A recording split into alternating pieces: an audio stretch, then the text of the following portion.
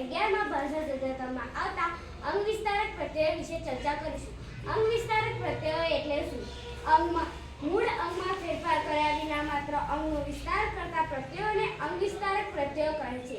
તે મૂળ અંગની પાછળ લાગે છે. તેના લાગવાથી કોઈ અર્થ ફરતો નથી, પણ લાડ, તિરસ્કાર, લઘુતા વગેરે તેનાથી પ્રગટ થાય છે. હવે મારી મિત્ર શ્રેયા તમને આગળ સમજ આપશે. આપણે ગુજરાતી પાઠ્યપુસ્તકમાં 71 પેજમાં વાક્યો જોઈશું. તેની ડોક સુંદર છે, તેની ડોકી સુંદર છે. આ વાક્યમાં વ્યક્ત થતો ભાવ સુંદરતા છે. તે બહુ મોટો ડુંગર છે, તે બહુ મોટો ડુંગરો છે. આ વાક્યમાં થતો ફેરફાર મોટાપણું છે. પારેવું ઉડીને બેઠું, પારેવડું ઉડીને બેઠું. આ વાક્યમાં વ્યક્ત થતો ભાવ નમનાશ અને નમનું છે. આકાશમાં તારા ટમટમે છે, આકાશમાં તારલિયા ટમટમે છે. આ વાક્યમાં વ્યક્ત થતો ભાવ સુંદરતા છે.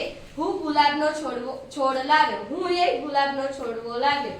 આ વાક્યમાં વ્યક્ત થતો ભાવ તિરસ્કાર છે. આ મેહુલો આવ્યો, આ મેહુલ્યો આવ્યો. આ વાક્યમાં વ્યક્ત થતો ભાવ સ્નેહ અને લાડ છે.